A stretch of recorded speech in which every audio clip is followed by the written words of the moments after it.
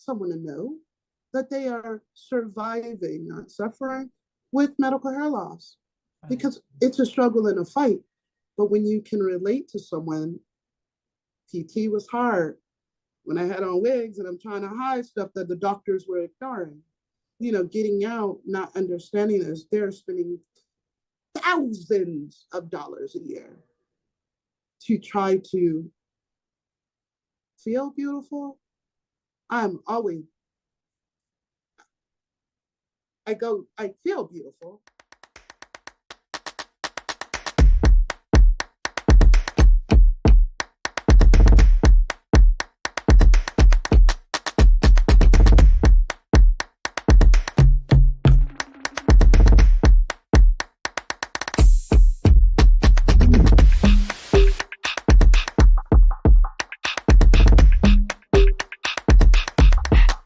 My name is Marquetta.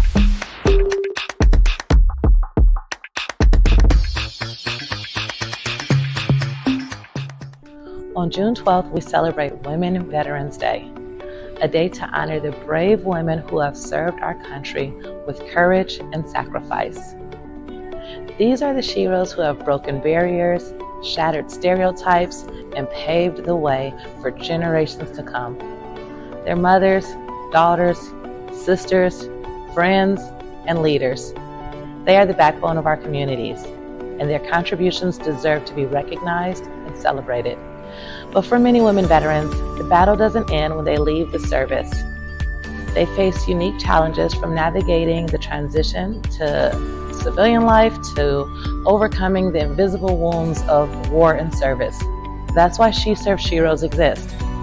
We provide a safe haven, a community of support with resources to help women veterans thrive. We offer career coaching, mental health support, financial literacy workshops, and so much more. Your donation today will directly impact the lives of women veterans who have given so much for our country. It will help fund programs that empower women veterans to heal, grow, and achieve their potential. This Women Veterans Day, let's show our gratitude for the remarkable women who have served. Your support will make a real difference in their lives. So, join us in celebrating and empowering women veterans. Together, we can build a brighter future for those who have sacrificed so much.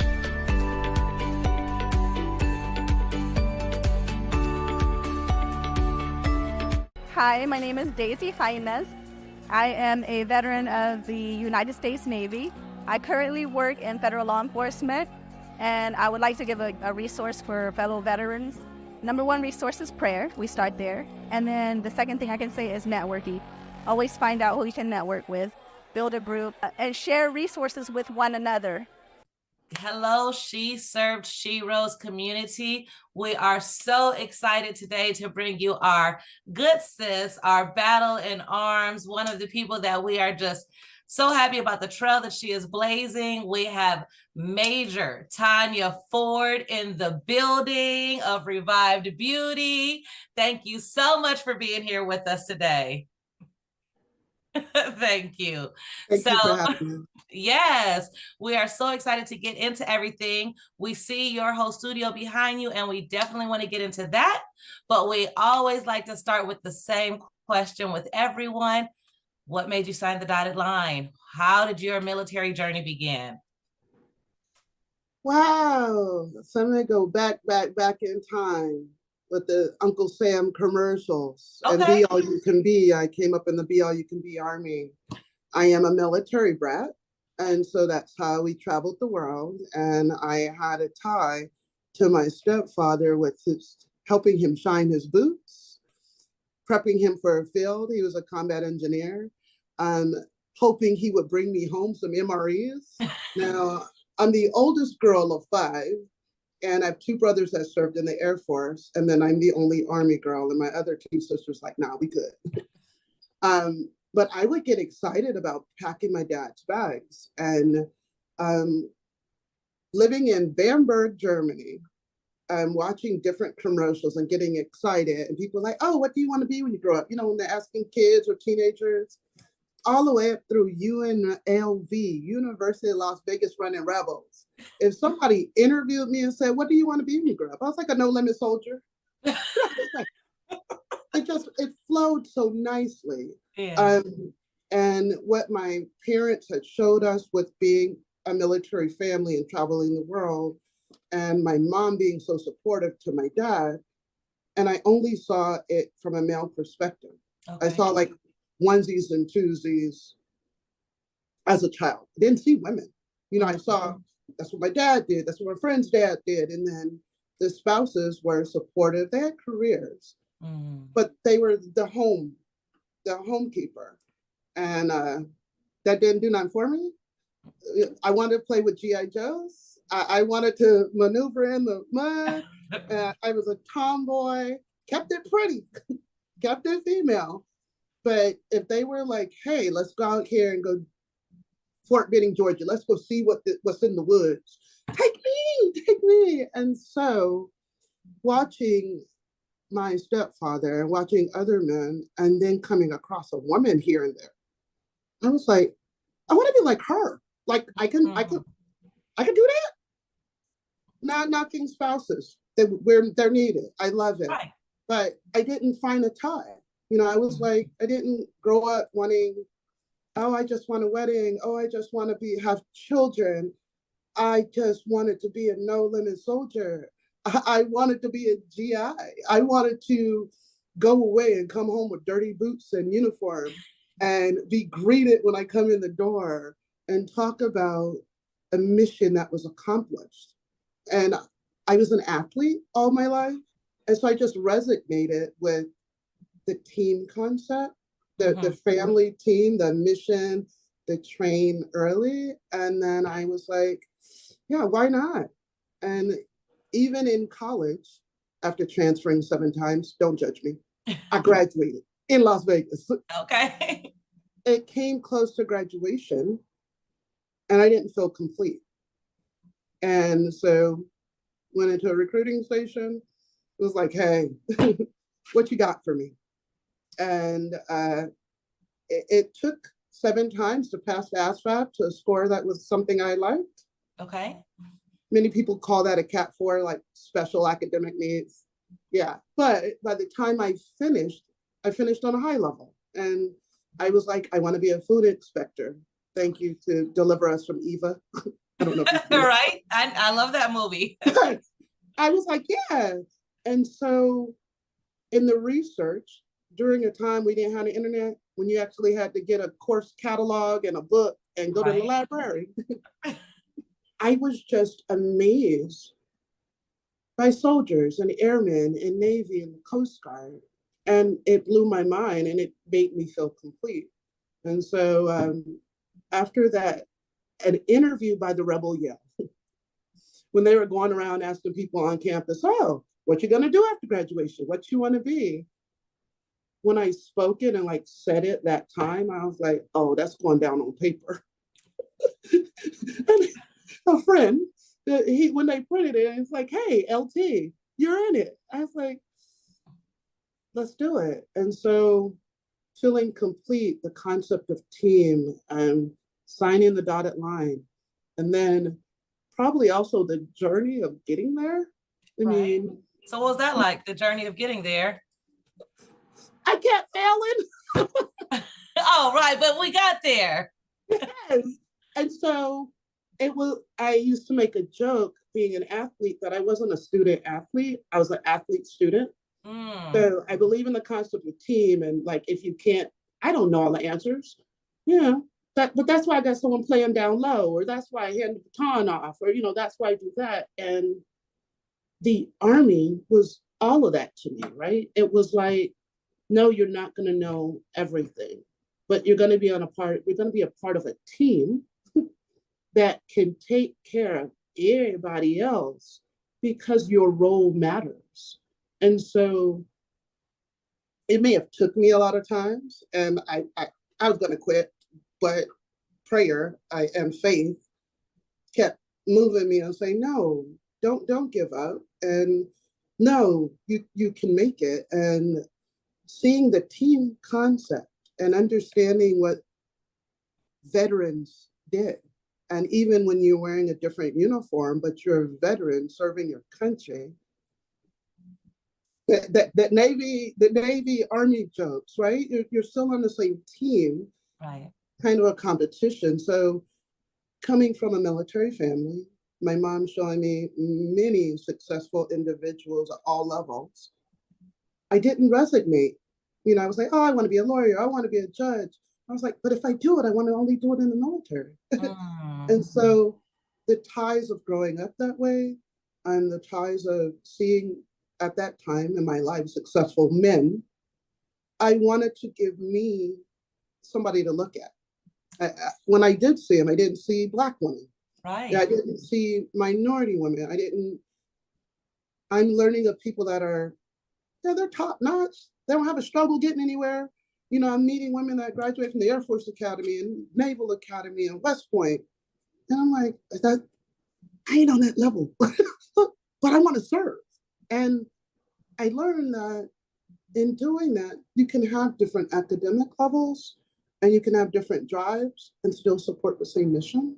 Yes. And so service and community service and tying and family, sisterhood, brotherhood is what attracted me, because we can be a doctor, you can be a lawyer, you can do something, but I felt like I could be a part of something even larger. So if I'm going to do any of that, how do I do it and give little Tanya what she needed to see? Yeah. How do you give young minority women that may struggle academically? Funny thing, I sit here with 2 master's degrees, because master's degree is different from undergrad. But I wanted to be a part of that large picture. And you know what? I just thank you so much for your transparency and sharing that too, so that someone that does go in, take the ASVAB, and they don't have the score that they need or want, you know, that person can now not be discouraged. Go back, hit it again. I mean, you came in as a commissioned officer, you're accomplished. And like I said, like you just said, you have 2 master's degrees. So you're very accomplished, and it's just that tenacity and that willingness to keep pushing. I didn't get the answer I wanted at first. I'm back. Yeah. So Private Ford gave them a run for their money.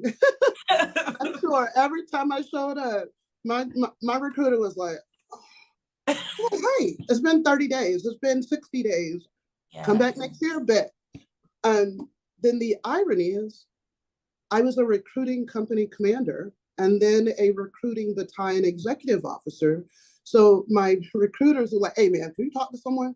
She failed the test or he failed the test. Can you talk to him? I'm like, yeah. you want to see what happens when you don't give up? Yes. And in the Army, if you score higher than 20 points, when you retake it, the executive officer has to investigate, has to have a conversation with you, right? By regulation. And so I was on the other side of that before, trying to get in, and someone's like, you barely got this, now you got this score, talk to me. And so I hit him. It was real. It was personal. It was, thank you for trying again. And look, when you get promoted, holla at a player. I will fly in to promote you. And I've done a couple of those. And they're like, awesome. I would have given up. And so to go from barely getting in to being the poster child, you know, being an executive officer in recruiting for Denver Battalion, working as a company commander in recruiting in Houston, loving every day of it.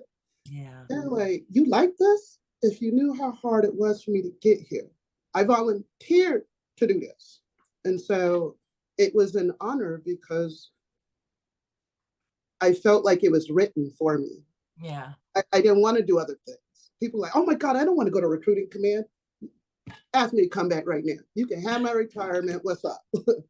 And I enjoyed every day of it, from talking to young little girls, 8th grade, to talking to teachers and college instructors saying, you ever thought about joining the Army? Have you ever thought?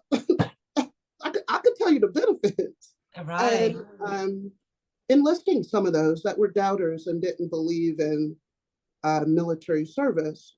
But when they saw someone up close, recent, and personal, they were like, oh, I never looked at it from that perspective. Because people fail to look at the military as top-notch 1%, 2% that we are. And they Right. look at it as, oh, she failed, you're not doing well, you should go to a recruiter. You're probably not qualified to be on my team. And so to change the perspective and use a celebration of what it is and what people give and sign on the dotted line to do, it was an honor and a pleasure to be able to walk into schools or restaurants, talk to people like this, and be like, yeah, be all you can be, Army strong, Army of one, all of it. All of it. And believe in it. And so I felt that way, 10, 12 years old, signing my dad's boots. And so That's it was an awesome. honor when I got to shine my own. So, how long did you serve? And then what was your transition out of the military like? Because we know now, from a child, this is what you wanted to do. So, Yeah. once you completed that mission, what was that like once you left the military? Heartbreaking. It led to 5 years of chronic depression. It led to thoughts of suicide. I had to leave because I was diagnosed with lupus.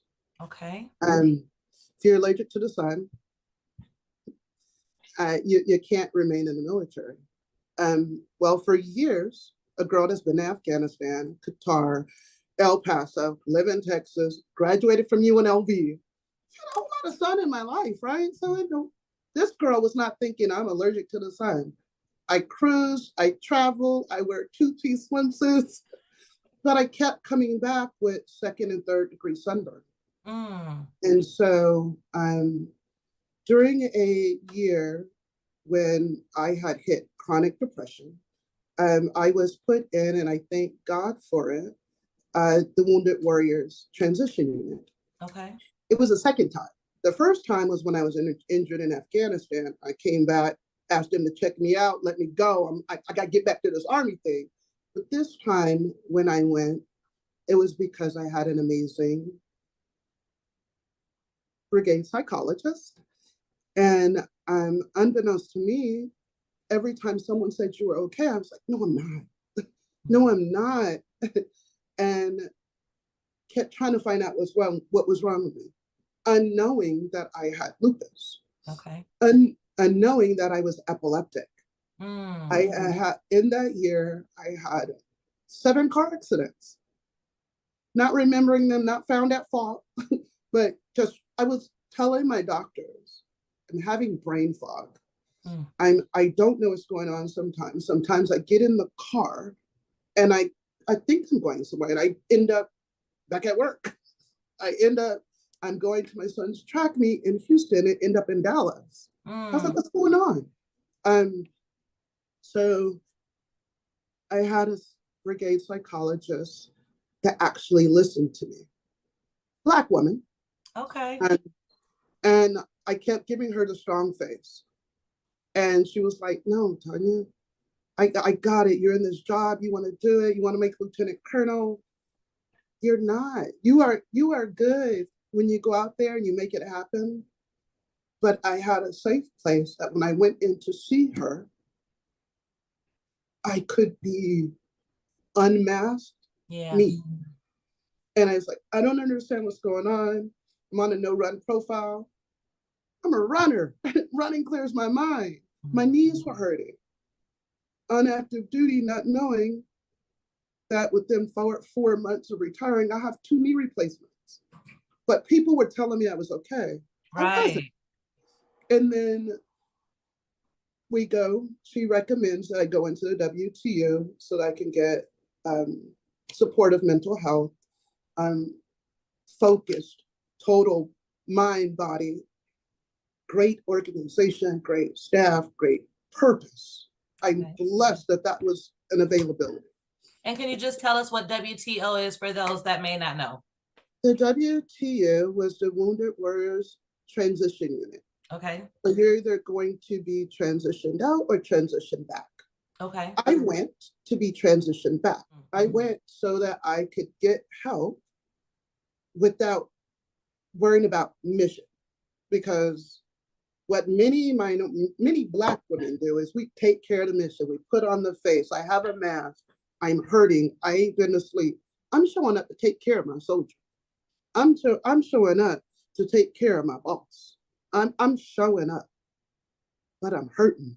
Mm.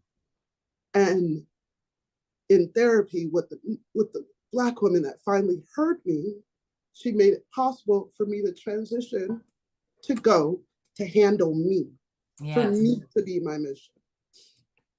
In the mission, I want to take care of wounded warriors because I feel like you don't see what I'm going on with me. I Right. mean, I'm even a registered wounded warrior program alumni. That's not something proud, but I love that Wounded Warrior Project is there because it took care of me when I was injured in Afghanistan. Mhm. But I wasn't trying to be that girl because you don't see, I'm not missing a limb, I'm not burnt, but I'm hurting.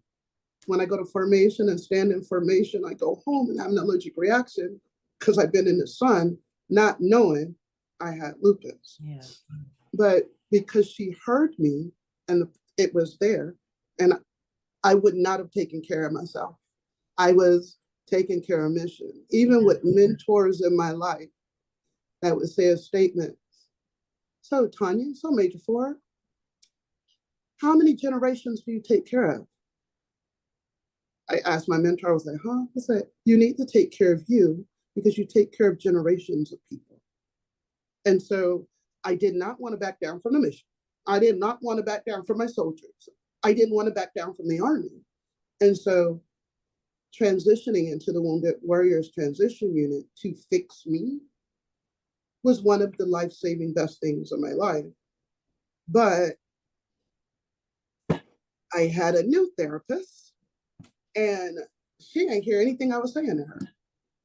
And so I utilized resources called ombudsman Okay. and failure to establish a client-patient relationship because I would, after my appointments, read my medical notes. Anybody that goes to the doctor, after you leave the doctor, 2-3 days later, go read what that doctor wrote. She didn't see me. She heard me. She says, but she showed up to an appointment like this. Why? Because I passed soldiers in order to get to that appointment. And when I walk out, I need to make sure Private Smith feels that I'm approachable and not avoidable. So that if they need somebody like I need somebody, they're okay. The only time I'm safe is behind the doors with a professional. Right. But they didn't hear me. And so after prayer, after reflection, after 1 year in the WTU, the doctor's like, you're ready to go back to work. I said, no, I'm not. I'm not trying to not go to work. No, I'm not. I would kill somebody, not murder, but because I don't know what's wrong with me.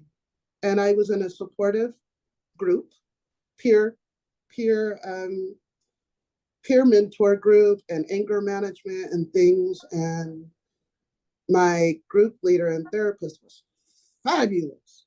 Shout out to another strong Black woman. Thank you.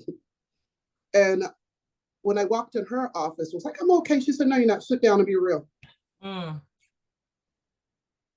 No, leave out my office, come back in, and don't bring me Major Ford. I'm going to, she always respects me. When she called me to the day, she's like, Major Ford. She's like, leave Major Ford outside. Come back in. And when I went back in, I said, I quit. I was at 20 years. Okay. After being in for a year at the Wounded Warrior Transition Unit, we had not figured out anything about me. Okay. So how do I go be a battalion commander and take care of soldiers, which was going to be my next level of jobs? And I looked in the mirror and said, I hurt, I swell, I can't walk. I'm a runner. I used to run to clear my mind. I didn't cry. I was like, why cry? I can run. Because, when I'm running, I'm gonna cry. But so that started my process on a medical board to get out. Okay. due to chronic depression and PTSD. And then we still ain't found out why I'm having allergic reactions. So someone that followed me on Facebook, I love you till this day, worked in dermatology and followed me from following a friend, and then we became Facebook friends. Okay. And she had told me to stop in because she was concerned. Got to a dermatologist at a higher level without a referral from my doctor because my doctor didn't give me one. And that's when they put me in a suntan booth unit Okay. that people go in or harden their skin or suntan. Right. And I was in for 35 seconds, had a panic attack, 35 seconds at the lowest UV rate. And 3 hours later, I was hospitalized because I was fried like you dipped me in grease. Oh my goodness. So go back to that dermatologist. I say, oh, we're going to harden your skin. You're fine. There's nothing wrong with you. And I say, so lift my skirt up. See, this is nothing wrong with me. Do you see my face? Do you see I'm fried? Oh my God, yeah. You must have lupus. We need to do a punch biopsy. Come And that's back the next first week. time anyone has even suggested, or let's test this, let's figure it out. This is the first time after you're fried. After I'm fried in their face. But I've had many allergic reactions where Right. I show up, but nobody listened. So a woman that was a friend of a friend on social media, an angel and a hospital employee, she reached out to her boss. And that same day they did a punch biopsy. And the results came back that I had lupus. And so even if I would have been great finance after the mental health thing, which I used to make a joke that I had medical PTSD, because every time I went to the doctor, no one's listening to me. Hear me. I'm gonna get your mission done. But hear me when I show up and say, I don't sleep, I hurt, my knees hurt. But I also did help because when a soldier needs to help pass a PT test, I would run with them. And my medical soldier is like, ma'am, you're breaking your profile. Stop it. No, they need inspiration. They need someone. And then retirement, I have 2 knee replacements. So I was hurting. And it took outside communities to hear me. And upon retirement, which many people celebrate, I did. And then I went into a dark world because, like, you know what I did to get here? You know, I mean, people be like, oh no, I've turned down love relationships when someone's like, let me take care of you. You don't got to do this. Follow me around the world. No, boo. We can be dual military, but no.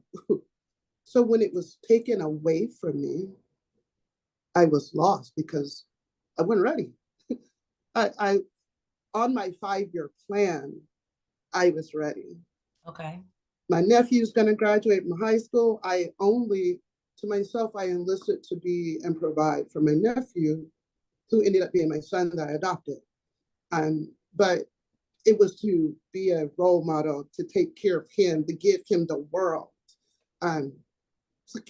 He graduated. So retirement, medical retirement, medical issues, and empty nest syndrome. Empty nest syndrome is real. Right. When everything and reason why you go and you're taking care of people, now they're gone. What do I do? Now, I don't have my soldiers. I don't have the relationships I said no to. I don't have the friendships of my active duty involvement. My world, my purpose is gone. And what do I do? So, group. Okay. I did peer therapy, peer to peer. I stayed in Killeen, Texas, sold my home in Houston, and I continued to try to get better emotionally. And I'm recovering from 2 knee surgeries, learning I'm epileptic, learning I have lupus. And I'm just like, and losing everything on my plate. Yeah, So, that's a lot to take in all at once. Yeah, while hiding that I'm losing my hair. Okay, and right. Not knowing what to do and having a breakdown in my psychologist's office at the VA, which I was blessed to get a Black woman. Marine veteran, also an MST survivor. It just therapy didn't feel like therapy. It was growth. She gave me homework, but it was keeping me alive, right? Okay. And I broke down, and between her and my doctor and me just taking a wig off and saying, my head hurts. I'm doing this. I don't know what's going on. My face swells up.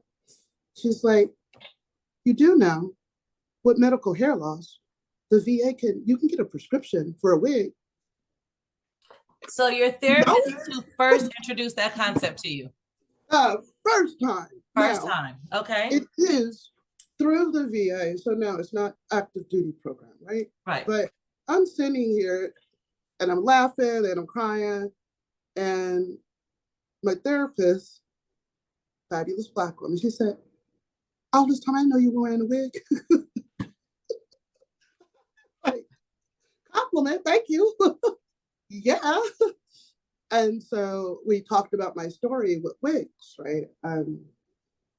About 14 years ago, I had a hysterectomy gone bad. Now we know that it's because I had lupus and they used UV things on me and cut me and it's bleeding. But a doctor wouldn't listen to me. So I'm in the emergency room hemorrhaging, not knowing to me, and my mom's with me, and I rip off a $2,000 wig off my head. Rip it, bleeding everywhere. My mom did not know what was going on underneath. She's like, well, now they should believe you're in pain, because what Black woman rips their hair off? I scared the nurse. She was like, ah! I threw the wig across the room, had a bandana on it. My mom's putting it on my head. And she's like, oh my God. Yeah, I said, I think I just used the bathroom by myself. She's like, well, you're in the emergency room where they can clean it up. But when they went to go look, it was blood. And I went into shock.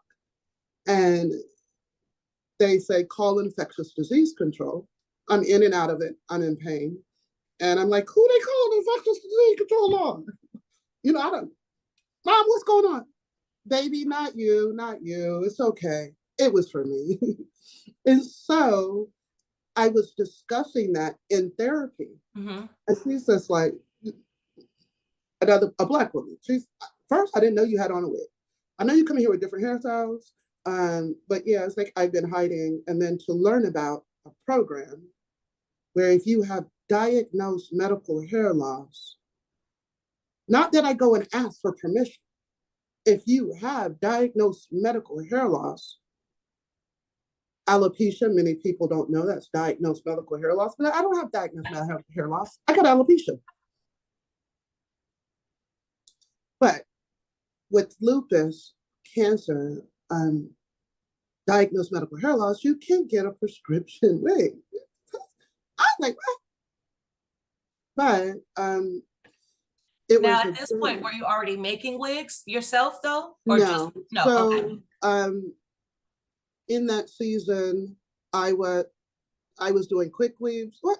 Not making for others. I was making them for myself, not sharing. But I was making them out of I'm broke.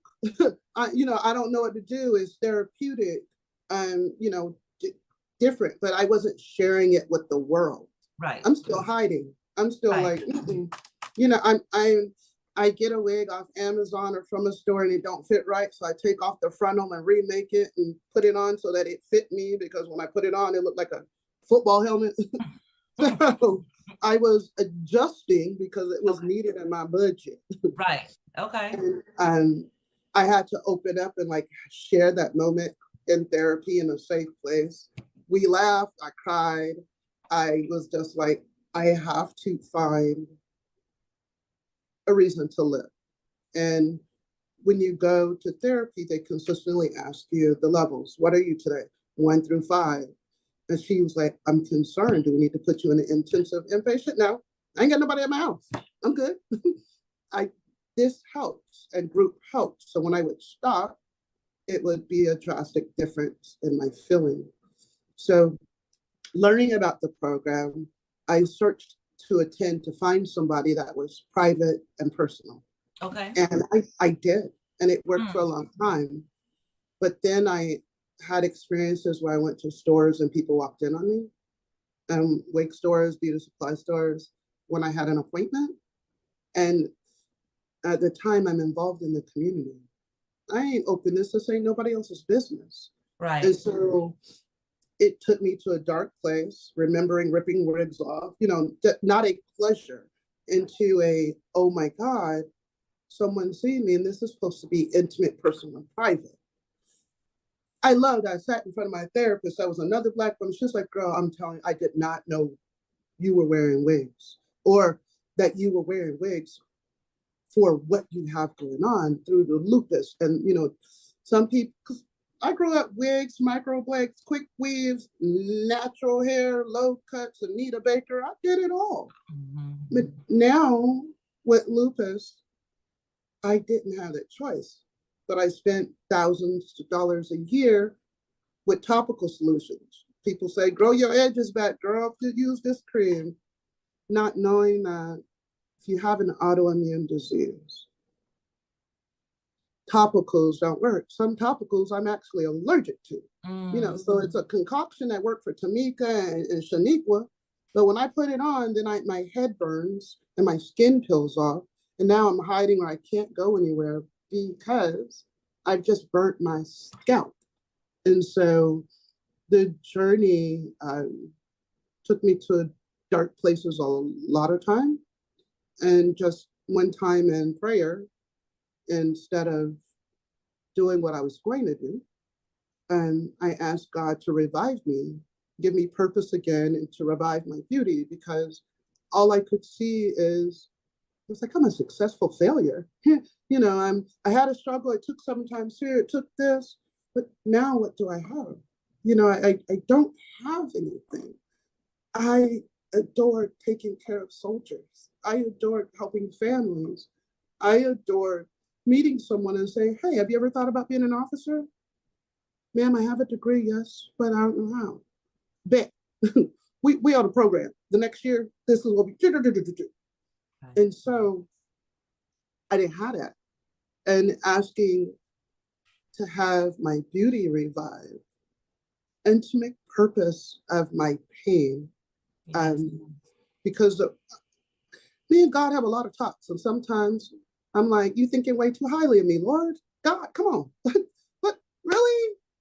But in asking him to give me purpose in my pain and learning about this program and having been embarrassed, bullied, not respected in wig stores or beauty shops, I decided to give women with medical hair loss a safe place, personal and private, that they can do from the comfort of their home, with a Zoom call, a Facebook call, a qualification, me sending them a measurement tape, and them deciding, okay, I want body wave.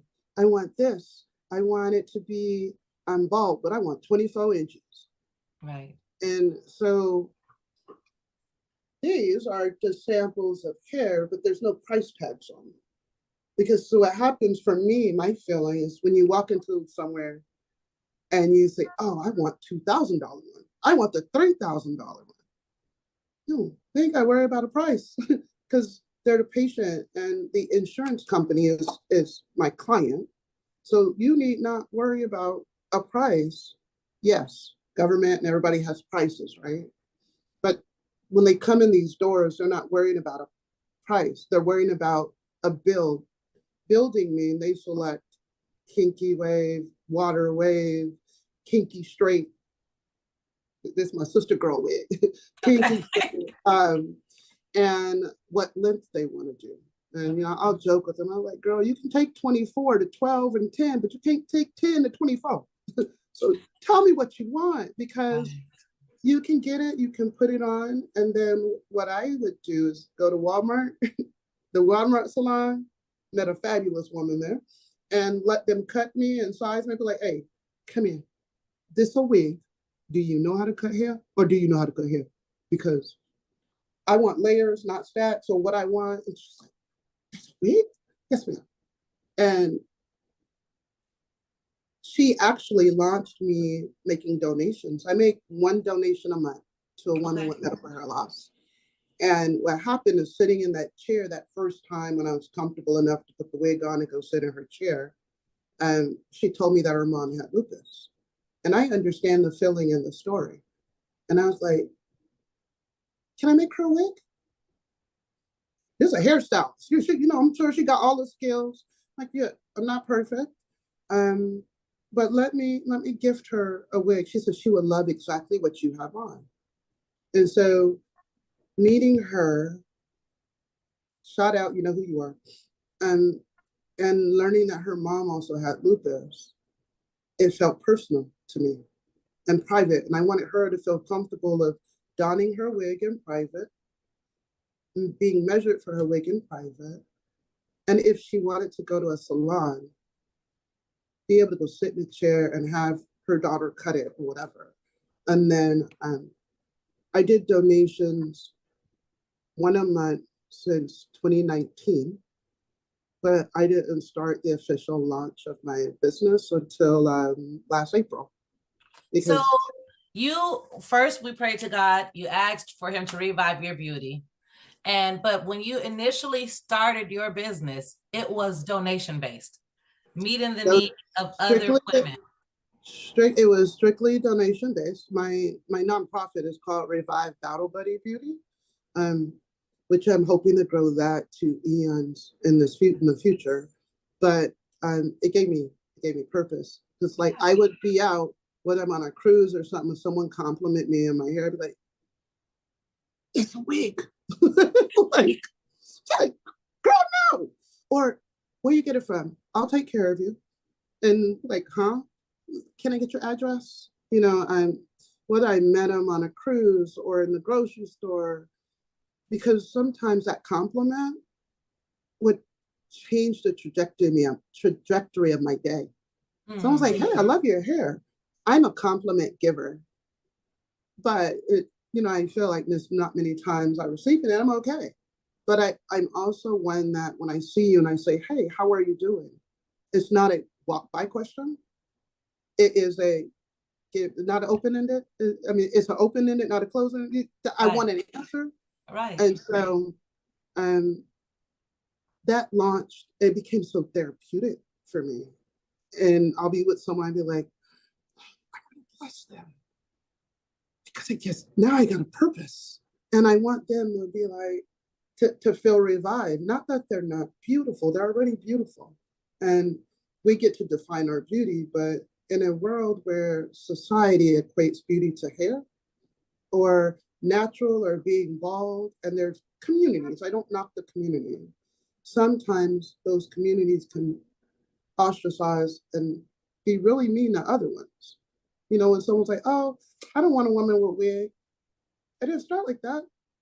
What happens when your wife or your girlfriend is diagnosed with lupus next week or cancer? You've given her an internal insecurity already. Right. But I don't knock preference, right? I'm not saying you can't want a guy 6 foot tall, 6'6", all that stuff. But being mindful of the community. So I've had associates, I've had friends, I've had potential dating that have said some things that just crushed me. I smile in there, but it crushed me that you're not going to like me because you don't do women with fake hair. So then my joke was like, this human. It's not synthetic, so what? What's up? Right. So 2019, is that when you got into the VA? So as being a service provider? That question hurts. So I started to apply in 2019 to get into the VA. And nothing hurts more than when you are qualified to be somewhere and you've done all of the requirements to be a vendor with the Department of Veteran Affairs or with an insurance company, but there's somebody that's holding the door that you don't that have the qualifications to even have the key. So that's when it started. And in order to be in a VA, you have to apply to each individual VA individually. I'm not knocking it. I love, give me a policy. I'm a major. Give me a policy with expectations and guidelines that are the same across the board. This journey has not been the same across the board. And when I meet someone, if they're in a VA, I find out what VA they attend, then I contact that VA, the department that that VA says to contact. Right. And I have had places that I applied to last April that I'm still not in that sent my clients elsewhere. Oh. Then I have had places amazing like Houston and Shreveport and Mississippi that when I have a veteran and I send the name and they tell their doctor, hey, doctor, I want to use Revive Beauty. Because a lot of VAs have qualified wig location. Right. But if you qualify, I'm supposed to be allowed to sit at the table because I'm qualified. But I've been hit with locations that when I called them about sending my vendor form and my capability statement, they make statements like, oh, we have a wig store where you work with. I don't care if you have 20. Right. But they don't move your product. And then I've dealt with people that I submitted. It's a good conversation on the phone. I fax in my requirements. And then when I go and I'm there in a city that you are in to go check on it, they have done nothing with it. And the Women's Center and the Cancer Center and the different people that could use me have not been notified of me. But you're supposed to submit it because I'm qualified to do business with the government. So it's not a policy followed the same at every VA. Right. And I don't harp on that because personal error, right?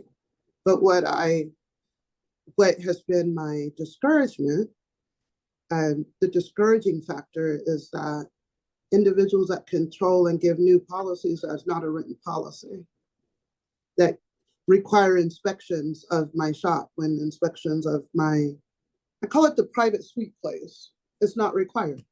It's not required. What's required is that I'm in SAMS. What's required is that I have a DUNS number. What's required is I have a cranial prosthesis. I'm a cranial prosthesis specialist. I'm not a cosmetologist. I'm not a doctor. I provide durable medical equipment. There's not a distance on durable medical equipment, but there are some VAs that come across, no, you can't see the patient. You're outside of 50 miles. So is some Tylenol. So are wheelchairs. Durable medical equipment by regulation, by policy, doesn't have a distance. And then you have to articulate what you know that they don't even know. Right. And so, it's been a journey. It's worth the fight. I attended the Military Influencers Conference last year, right? Because I, at a point in my life, I'm fighting. I don't know what to do. I need some inspiration. And you follow things. And that weekend, seeing different people, not knowing I was sitting next to you. Right. It was reaffirming to stay the route. My best friend, who's also a UNLV graduate, that I come back and forth to Vegas, one of the best women I've ever come across, an amazing woman. Many times she said, Tanya, keep the fight.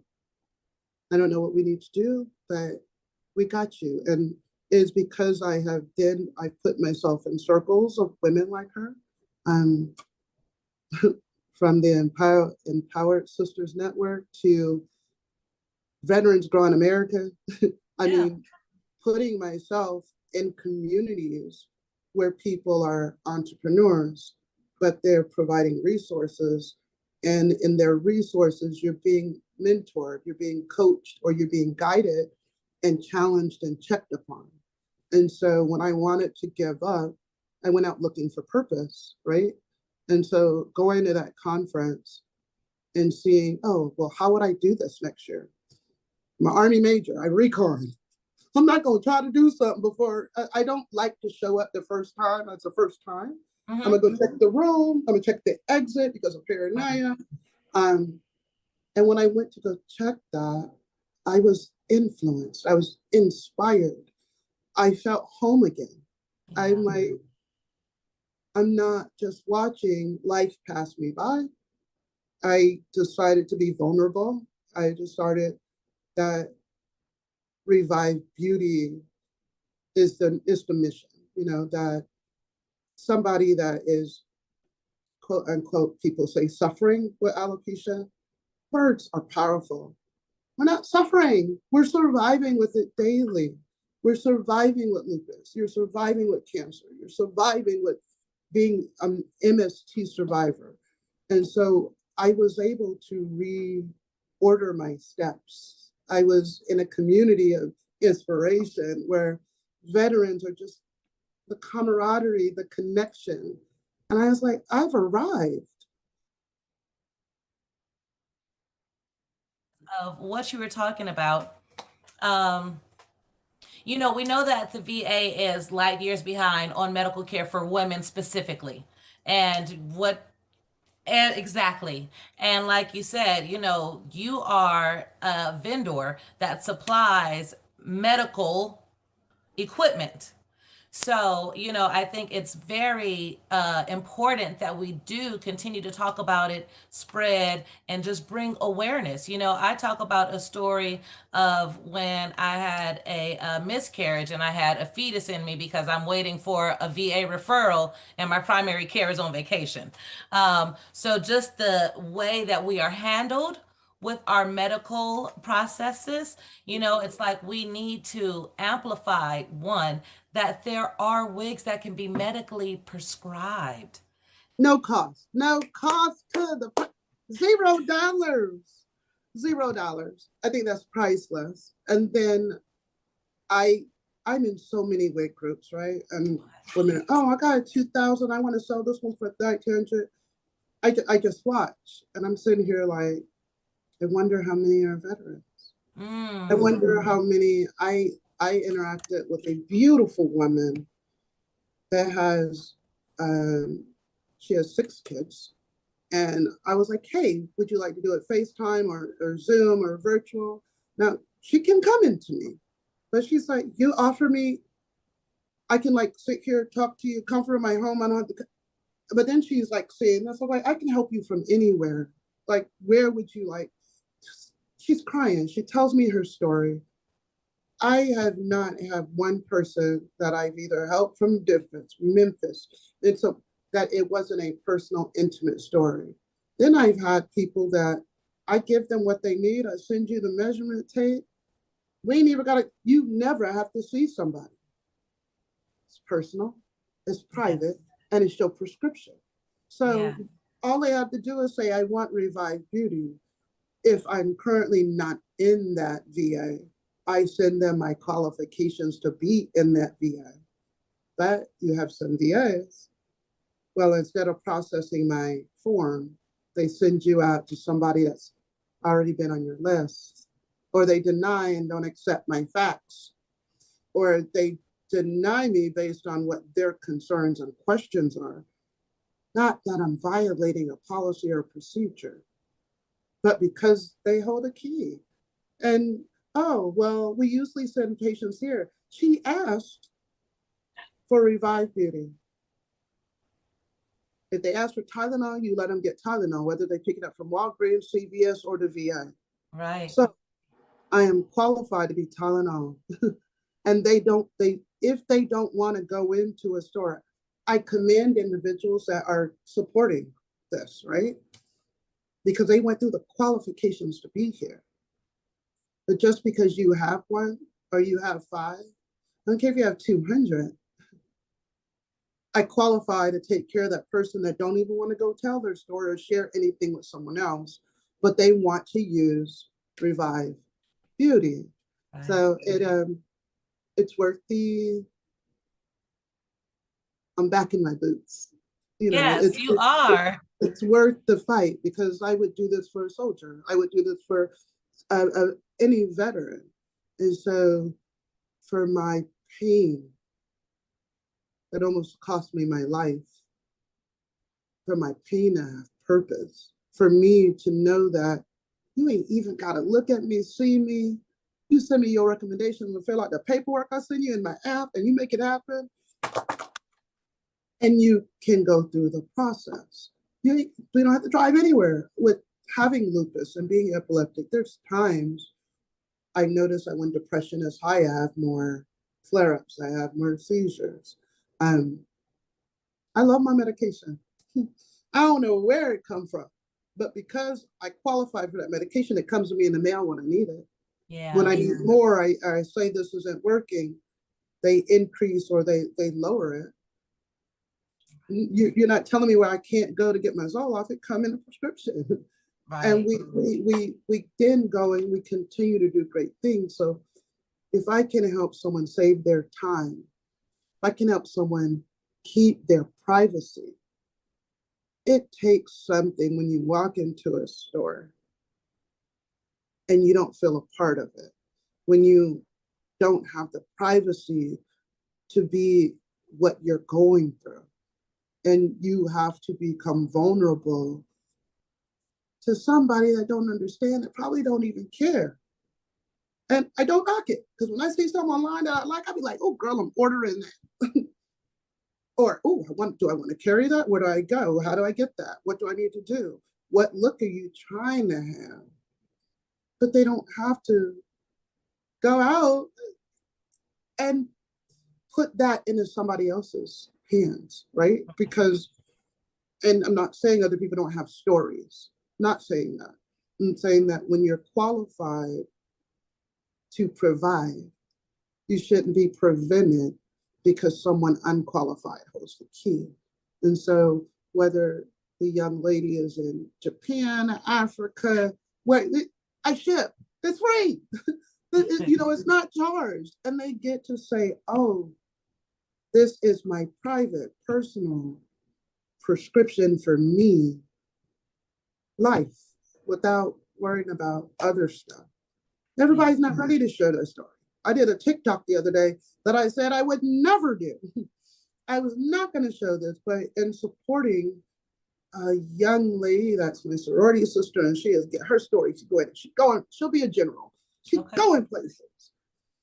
I said, how dare I not have the confidence at this time? They may not come back again, but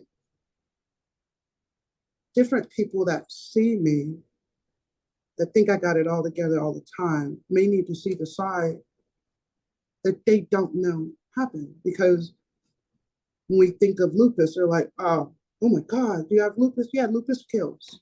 Cancer kills. Stuff hurts. But I'm like, it don't have me, I have it. Yes. But what does PTSD look like? Pretty. But it's a real struggle.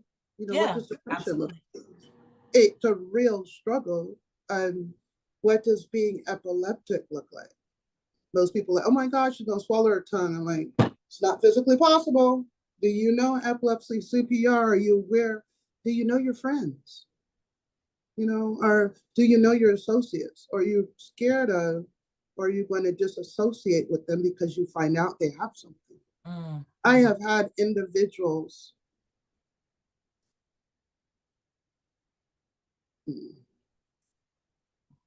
I'm sorry, I had to deny that.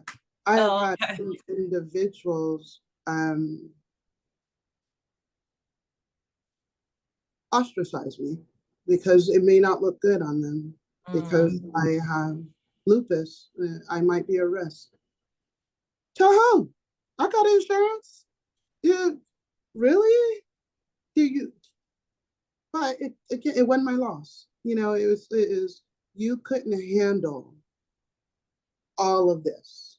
You couldn't handle it. And now that I am revived, yes, I'm not saying I don't have low moments, but in my low moments with the circle I've grown over the last 10, 15 years and the new support circle, I am then empowered. Yeah. And I am influencing them and they're watering me. And you don't have to always have it together. You know, some days when you just say, I don't have it together today, somebody can pour into you and help revive you where you, thank you.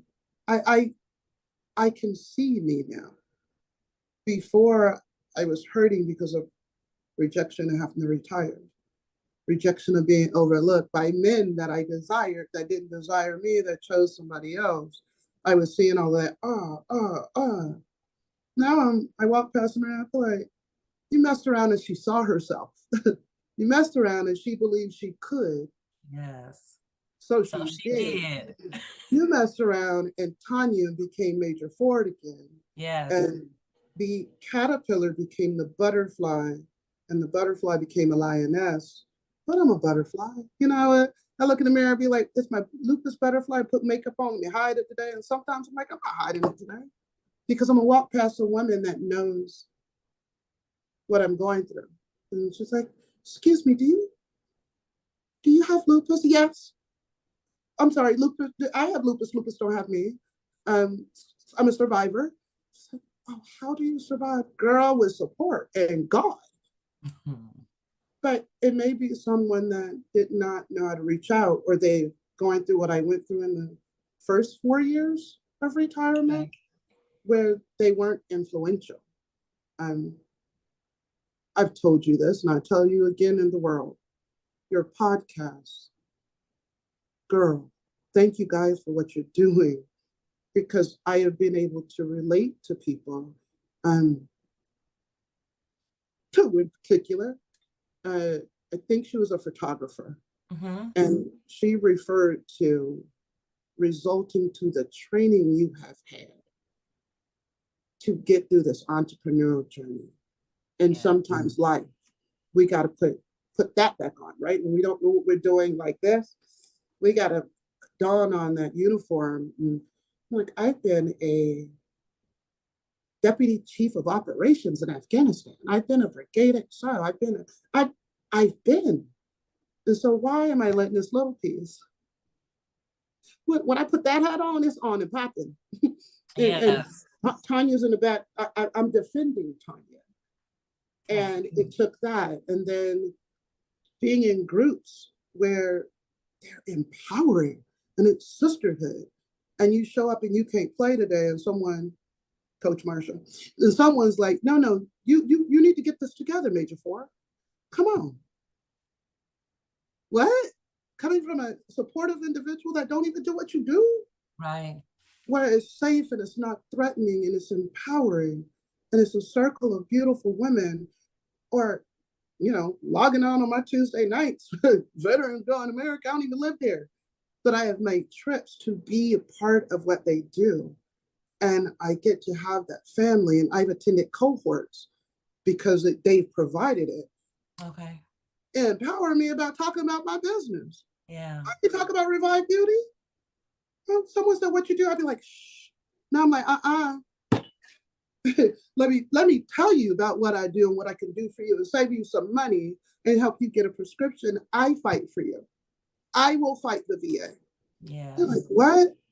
I didn't have that before going out to find these circles, listening to women's stories, putting myself in circles. I had amazing friends. My friend circle, I call them upgrade friends, and I'm trying to be an upgrade. Yeah. But they support me in this stuff. They're like, yeah. And we look and say, girl, you see this? You heard about She Serves Heroes. You can see the story yesterday.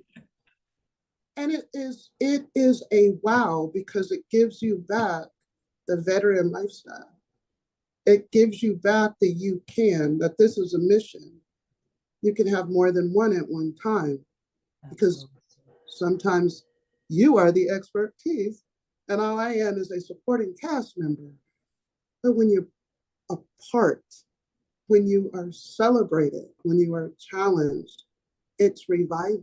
It is beautiful because you get to be everything you ever wanted to be and see that there's going to be a red light.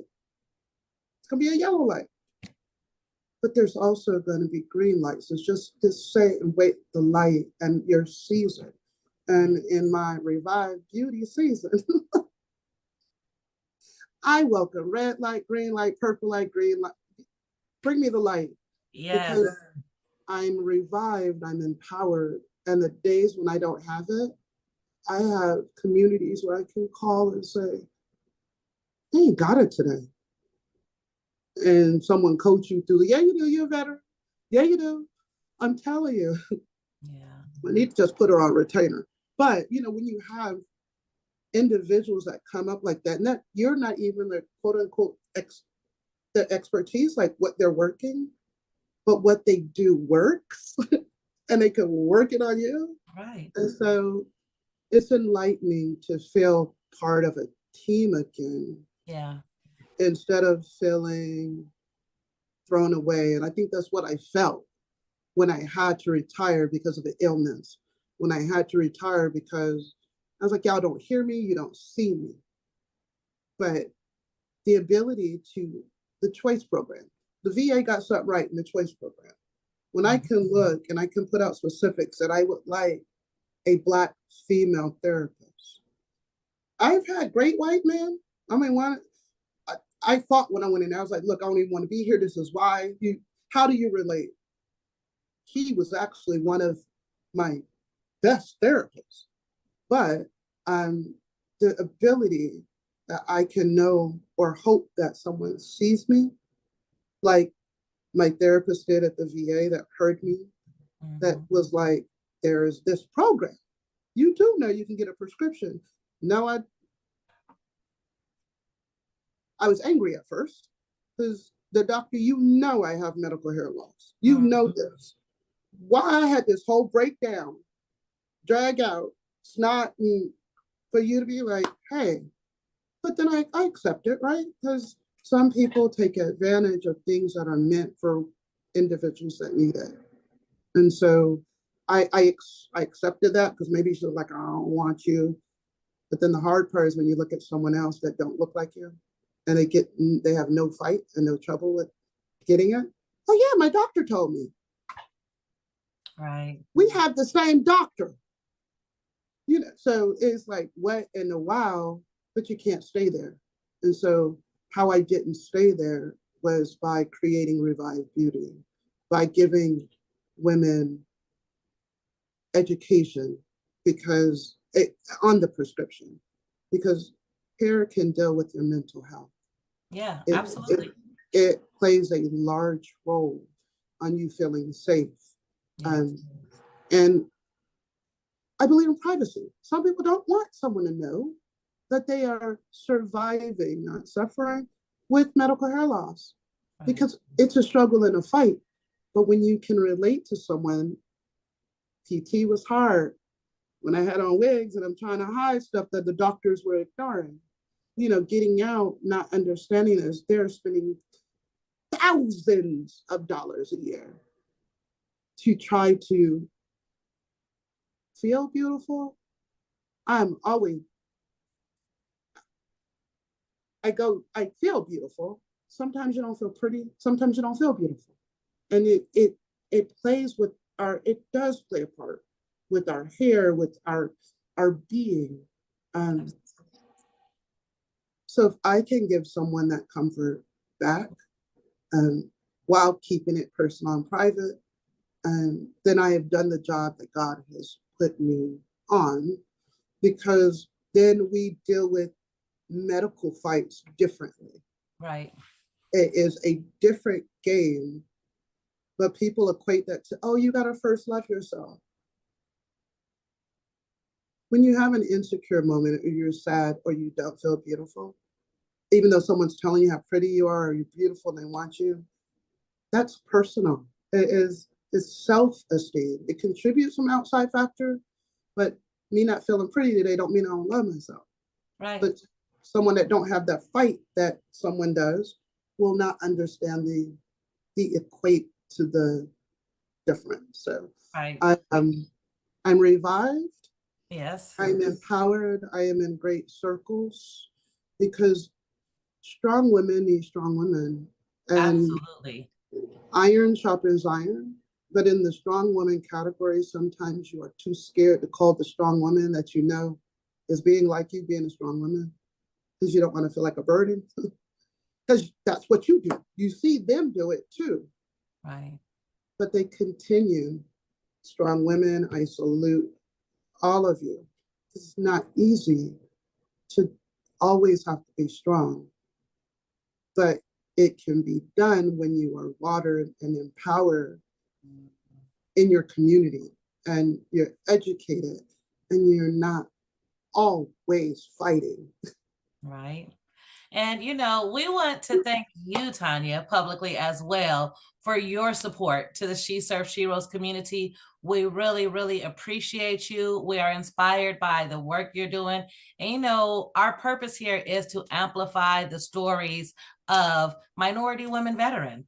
I mean, it's bigger than just we have a different experience. It's all the way to healthcare, how we are treated with our healthcare, how we get our prescriptions for hair loss. So we really want to amplify our stories, amplify our businesses so that we can get into all of the VAs that we need to be in. So we're behind you. We support you. We're thankful for your support. And before we wrap, I just want to ask, is there anything else, one, you want to share? And two, if you could just remind the entire community how to contact you directly. In closing, what I would like to share, the environment that you provide is needed. It is appreciated. And I would hope that more women feel empowered as I do by it. And I publicly thank the strong women that has to fight every day. And I ask them to not stop fighting. We might have to be revived by different means, but don't stop fighting. Suicide, ideation, suicide is real. I've knocked on the door and had days when I didn't want to be here. But every person matters. We're needed. Somebody needs you. And so don't give up. And the day you don't feel like you got it, inbox me, call me. How do you get in touch with Revive Beauty? If you know a veteran with diagnosed medical hair loss, or if you are that veteran, you can reach out to me on Revive Beauty prescription wigs, and go to the contact tab and schedule a virtual or just request more information. They can reach out to me on Facebook, whether it's on my personal page. This is a personal situation for me. Being from Colorado Springs, I give a shout out to CU Boulder. I'm a Coach Prime fan. And one of his sayings I stand with is, this is personal. This is personal. This is my purpose. And so if I can empower a woman on how to get a custom fit wig over a off-the-shelf retail, walk into the store, have to pick one out wig, I am here to empower them. Whether it is for them to see me, yes, come to Revive Beauty, choose Revive Beauty. I'll walk you through it. But even if they go see someone else, because it is a service that is provided by the VA, and we're not equally accepting the benefits. I won't say taking advantage, accepted the benefits that we have earned. The benefit that we do not have to fight if you have a diagnosed medical hair loss and they say you need to go to the dermatologist and get this. Your primary care doctor can write you the prescription. Your dermatologist can write you the prescription. Your mental health provider can write your referral and provide you getting the prescription. So if you have the diagnosis, they'll get your prescription. If you need a diagnosis, that's when they go through the process of getting it documented. And please, ladies and gentlemen, don't normalize or blow off alopecia. Alopecia is a diagnosed medical hair loss. It is as serious as hair loss from lupus or from cancer. And when you are revived with a new look that I can help you with, custom fit, it creates a new revived energy. They're already beautiful, but it is something about being empowered with a prescription in private that helps you be pretty without coming out of your pocket. So revivebeautyprescriptionwigs.com is most of my tags on Instagram and my webpage, Facebook, or call me. I will make time to take care of you. And I'm here to educate and empower so that we're not questioning, oh my God, I got hair loss. Yeah, I have hair loss. And you don't have to walk into a wig store where you are just a number and pulling something off not knocking. That's not a ding. Right. But if you don't want to do that, and you want to be private, and you want it to be as private as your medication is for your blood pressure or your depression, it can be that private. And that is why I do this, because I want someone to be empowered. Yes. Well, we thank you, Tanya Ford. We will see you in the community. We will continue to follow you. We will continue to support you. Yes. So we just want to thank you for being in the house today. And we are so glad for the work that Revive Beauty is doing. And we can't to see you live and in person again soon. And we just thank you and love you so much. So thank you, sis. I'm excited about the event you're hosting in April. Yes, we're excited about that as well. And more to come about that. But we'll definitely be in communication with you. We know that you are a neighbor in Texas, but we know Las Vegas is your backyard. Yes, it is. Yes. Awesome. We will see you soon. Thank you for what you do. You guys have a blessed day. And please keep doing what you're doing. Your life. Thank you. And you too. All right. I'm in for this fight. Yes, we're in it together. We'll talk soon. Thank you. Bye.